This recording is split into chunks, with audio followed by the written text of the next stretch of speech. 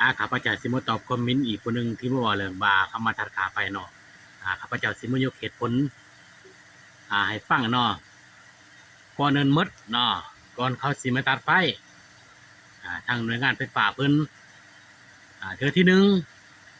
ท่านบ่จ่ายเพิ่นก็มีการแจ้งเตือนเนาะถ้าเทื่อที่สองบ่จ่ายค่าไฟเพิ่นก็มาอบรมอีกเทื่อที่สามถ้าบ่จ่ายภายใน3 เดือนก็ทางหน่วยงานไฟฟ้าเพิ่นก็มีสิทธิ์ตัดได้เนาะเมื่อเป็นอย่างนั้นเนาะ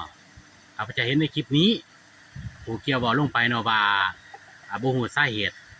อันที่จริงเนี่ยมันก็มีสาเหตุบางครั้งก็เพิ่นมาเจ้าก็บ่อยู่เฮือนจักมื้อเจ้าก็บ่ปฏิบัติตามเนาะเพิ่นวันที่18 19 20เพิ่นมาเจ้าก็ต้องฮู้ต้องอยู่เฮือนอยู่ศาลเนาะบ่แม่นว่าเสยอยู่บัดเป็นมาจังซี่จึงคอยมาห้องผู้โพสต์สังกาขึ้นอันนี้ข้าพเจ้าขอฝากถึง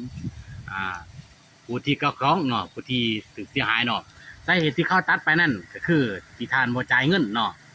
เดือน1เดือน2เดือน3เนาะเฮ็ดมาหลายเทื่อแล้วเนาะบ่เป็นมาหลายเทื่อเนาะเพิ่นก็มีสิทธิ์ตัดไหล